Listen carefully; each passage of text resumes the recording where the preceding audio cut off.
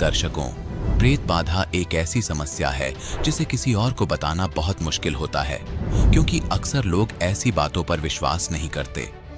लेकिन सच ये है कि अनेकों ऐसे घर हैं जो प्रेत बाधा से जूझ रहे हैं। उसमें से एक घर था झारखंड की निवासी पुष्पा जी का। पुष्पा जी ने प्रेत बाधा से छुटकारा पाने के लिए अनेक प्रयत्न किए। वे तांत्रिकों और ओझाओं के पास भी गईं, लेकिन इसके बावजूद उन्हें कोई राहत नहीं मिली।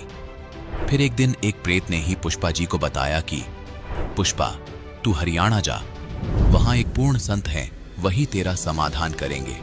तो आइए जानते हैं कि क्या पुष्पा जी को वह पूर्ण संत मिल गया। सुनते हैं पुष्पा जी की कहानी, उन्हीं की जुबानी। नमस्कार जी। नमस्कार सर। क्या नाम है जी आपका? पुष्पा सिंह, कहाँ से हैं आप? झारखंड से। हम आपसे ये जानना चाहेंगे कि संत रामपाल जी महाराज जी से आपने कब नाम दीक्षा ली? 2011 4 मार्च। संत रामपाल जी महाराज से नाम दीक्षा लेने से पहले क्या आप कोई भक्ति साधना करते थे? हाँ जी, करते थे। हिंदू मुताबिक में जो देवी देवता का भक्ति करते थे उसी के अनुसार हम चल रहे थे, पर कोई लाभ नहीं मिल रहा था। क्या भक्ति साधनाएं करते थे आप? देवी देवता की भक्ति, जैसे शंकर भगवान, हनुमान जी। व्रत वगैरह करते थे? हाँ, किया करते थे, जैसे हमारे घर में बताया करते थे तो किया करते थे। आपसे ये जानना चाहेंगे कि फिर आपने संत रामपाल जी महाराज जी से नाम दीक्षा क्यों ली? क्या कारण हुआ कि आपको संत रामपाल जी महाराज जी से नाम दीक्षा लेनी पड़ी? इसके पीछे ये कारण है सर कि अचानक 2010 में मेरी तबीयत काफ़ी बुरी तरह से ख़राब हो चुकी थी, जिसके वजह से हमारे ऊपर काफ़ी अचानक 2010 में मई में मेरी तबीयत काफ़ी ख़राब हो गई।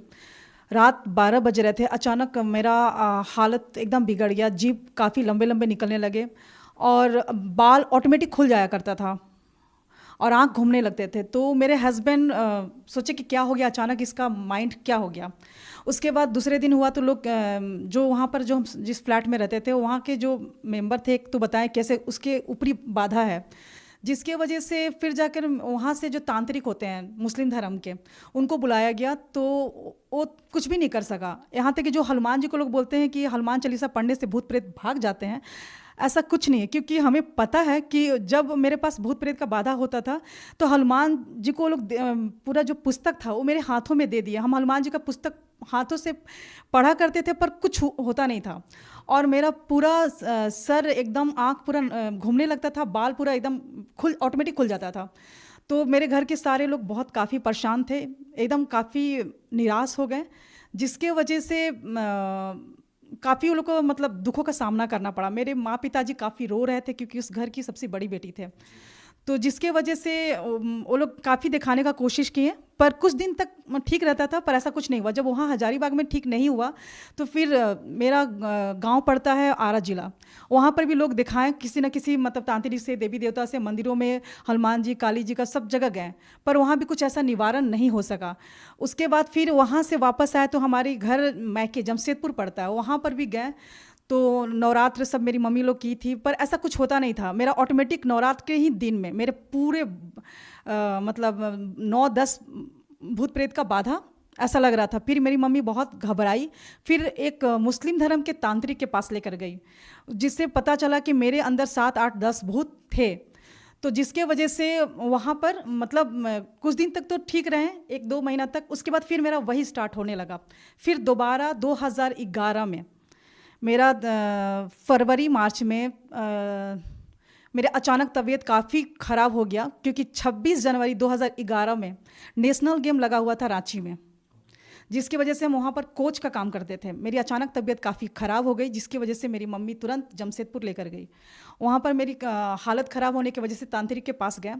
वहाँ पर जितने भूत प्रेत था वो निकालने का कोशिश करता था। उसमें से एक कुल देवता थे हमारे जो घर के, मम्मी पापा के घर के मायके घर कुल देवता थे, अनजान बाबा जिनका नाम था। तो वो उस तांत्रिक से नहीं निकल रहा था।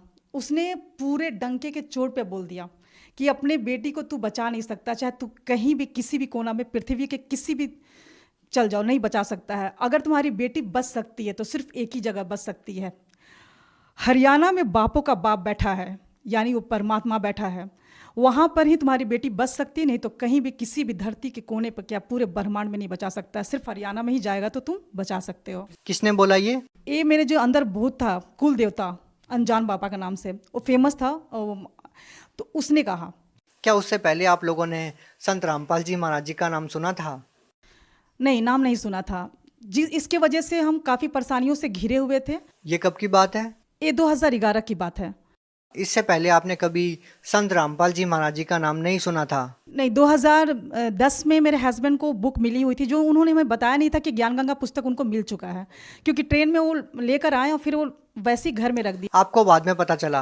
हाँ, 2011 में जनवरी के समय में उस बुक को अचानक, हम जैसे हस्बैंड वाइफ दोनों जॉब करते हैं, तो मेरा लेज़र पीरियड था, तो मेरा खाली पीरियड था, तो हम सोचे कि इस बुक में क्या है, ज्ञान गंगा नाम में कुछ डिफरेंट बुक है, तो उस बुक को हम लेकर गए।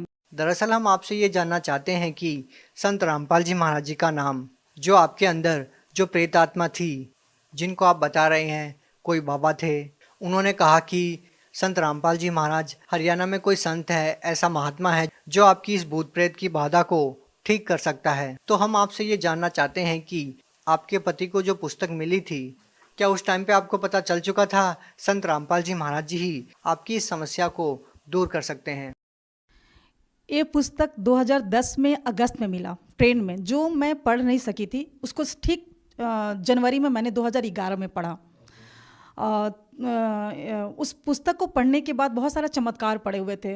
मैंने कभी नहीं सुना था संत रामपाल जी महाराज जी के बारे में, तो सिर्फ मैंने इतना सोचा कि परमात्मा भगवान का जो उसमें लाभ कैसे होता है, किस तरह होता है, भगवान कैसे सुख देता है, उस ज्ञान गंगा पुस्तक के पढ़ने के बाद ही पता चला।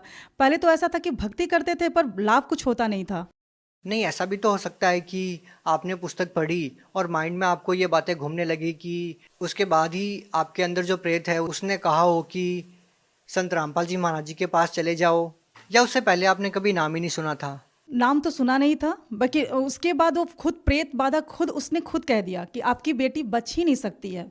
उसके बाद आपने संत रामपाल जी महाराज जी के बारे में जानना शुरू किया था? तो फिर जाके फिर हमारे घर के फैमिली काफ़ी दुखी थे, जिसकी वजह से उन्होंने फिर संत रामपाल जी महाराज जी का कैसे जाना होता है, उसका पीछे जो ज्ञान गंगा पुस्तक के पीछे जो नक्शा लिखा हुआ था, उसके मुताबिक हम लोग टिकट कटवाएं। अच्छा, जो बातें जहाँ से शुरू होती है वही अब मुकाम पे है कि जैसे ही जो आपके अंदर जो भूत प्रेत की बाधा थी, उन्होंने कहा कि संत रामपाल जी महाराज जी ही ठीक कर सकते हैं, पूरी पृथ्वी पर केवल एक ही जगह है। क्या वो बात सही साबित हुई? जो आपके अंदर भूत प्रेत जो बोल रहा था कि केवल वहीं पर ये बाधा ठीक हो सकती है, तो क्या संत रामपाल जी महाराज जी से नाम दीक्षा लेने के बाद ही आप ठीक हुए? जब हम सब तरह से थक चुके थे, मंदिर, मस्जिद, गुरुद्वारा सब जगह जा चुके थे, जब इंसान का तबीयत खराब होता है ना, तो उसके माँ पिताजी काफ़ी दुखी होते हैं। तब उन समय वो हिंदू, मुस्लिम, सिख, ईसाई नहीं देखते हैं, वो सभी धर्म में जाना स्टार्ट कर देते ताकि उसका बच्चा ठीक हो सके। उस समय वहाँ पर मानसिकता ख़त्म हो जाता है, जाति पाति क्या होता है। तो उसके बाद हमारी जब संत रामपाल जी महाराज जी के शरण में गए, तो जो हमारे भूत पाता का बाधा था, जो हम जिसकी वजह से काफ़ी परेशान हुआ करते थे, वो संत रामपाल जी के महाराज जी के शरण में जाते ही और नाम दीक्षा लेते ही आशीर्वाद मात्र से, सिर्फ दर्शन फर्स्ट बार ही मैंने किया था, ये भी नहीं जानते थे कि संत रामपाल जी महाराज जी कि मतलब क्या होता है, मतलब वहाँ पर जैसे गए तो वहाँ के सभी आश्रम में रखते ही पाँव एक अलग सा माहौल लगा, एक अलग सा दुनिया, जहाँ लगा कि पूरा दुखों का संसार में से निकल के सतलोक जो आश्रम पहुँचे, लगा कि एक बहुत सुकून शांति भरा दुनिया था। जो हमें प्यार उस दुनिया में नहीं मिल सका, वो सतलोक आश्रम में मिला, अपनापन। और संत रामपाल जी महाराज जी के पास जाते हैं हमारा तुरंत जो हमारे भूत प्रेत का जो बाधा था, वो संत रामपाल जी महाराज जी के दया से एकदम बिल्कुल पूरी तरह से ठीक है। और जो छोटी मोटी हमारी जो बीमारियां थी, बहुत सारी बीमारियां थी छोटी मोटी, वो तो परमात्मा ने उसी समय हमारे जो उनके मंत्र जो देते हैं संत रामपाल जी महाराज जी, उसमें इतनी पावर है, इतनी शक्ति है। उस मंत्र को करते करते में जो हमारी छोटी मोटी जो भी बीमारियां थी या जो भी थी, माइग्रेन थे, उस सारे परमात्मा के उस मंत्र के करने से ही हो गए समाप्त। तो आपकी जो इतनी बड़ी समस्या थी वो संत रामपाल जी महाराज जी से नाम दीक्षा लेने के बाद ठीक हो गई। इसके अलावा संत रामपाल जी महाराज जी से नाम दीक्षा लेने के बाद आपको कोई लाभ मिला हो?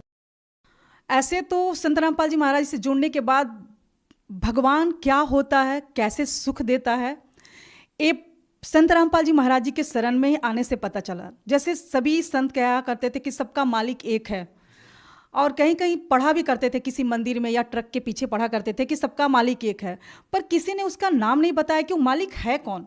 संत रामपाल जी महाराज जी विथ प्रूफ के साथ ये साबित करते हैं कि वह पूर्ण परमात्मा, सबका मालिक एक है, जिसका नाम कबीर है। तो वो पूरे सभी धर्मों से रिलेटेड जितने बुक है, गुरु ग्रंथ साहिब, गीता, बाइबल, वेद, उस सबसे निकाल के पूरा प्रूफ के साथ वो साबित किए हैं कि सुप्रीम परमात्मा सिर्फ कबीर परमेश्वर है। उसकी भक्ति करने से ही संपूर्ण लाभ मिलता है। आपसे एक बात और जानना चाहेंगे कि संत रामपाल जी महाराज जी जो भक्ति साधना आप लोगों को बता रहे हैं, ये भक्ति साधना पूरे विश्व में कोई नहीं बता रहा है, तो ऐसा कैसे संभव हो सकता है कि संत रामपाल जी महाराज जी ही, आप कहते हैं कि केवल वही शास्त्रों के अनुसार भक्ति बता रहे हैं, बाकी अन्य जो संत हैं वो नहीं बताते? सर, संत रामपाल जी सभी संतों से एकदम अलग हैं, क्योंकि संत रामपाल जी जो ज्ञान बताते हैं, एक टीचर होता है तो अपने बच्चों को सिलेबस के अनुसार ही पढ़ाता है। तो क्या आज तक जो भी लोग साधना कर रहे हैं वो सिलेबस के अनुसार नहीं कर रहे हैं? ये कैसे संभव हो सकता है? सर, बिल्कुल नहीं कर रहे हैं। तो आपको वो कौन सी साधनाएं ऐसी लग रही है जो लोग करते हैं जो शास्त्रों के विपरीत है? सर, कहना चाह रहे हैं कि जो भक्ति होता है जिससे लाभ हो सके, हमारे संकटों का निवारण हो सके, आपत्तियां टल सके, इंसान इसीलिए भक्ति करता है, सुख की खोज के लिए, शांति के लिए, मानसिक के लिए या शारीरिक सुख के लिए। पर जो वो भक्ति है, उस भक्ति में अगर किसी को शारीरिक कष्ट है, मानसिक कष्ट है, किसी को आर्थिक कष्ट है, जो संपूर्ण लाभ मिलना चाहिए भक्ति से, वो मिल नहीं पाता है।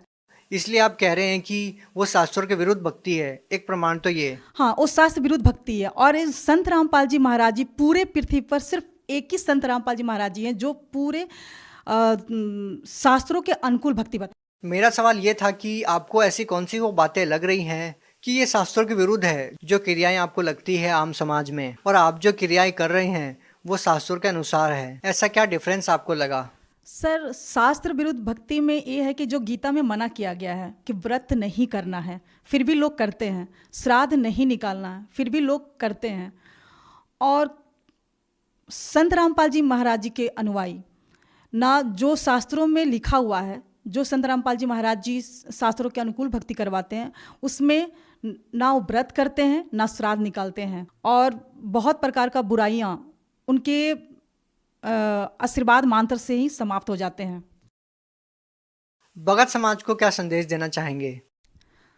भगत समाज को संदेश तो नहीं दे सकते हैं, सिर्फ प्रार्थना कर सकते हैं कि पृथ्वी पर परमात्मा संत रामपाल जी महाराज जी के रूप में आए हुए हैं हरियाणा में। जल्द से जल्द आइए और नाम दीक्षा लीजिए और अपना आत्मा का कल्याण करवाइए।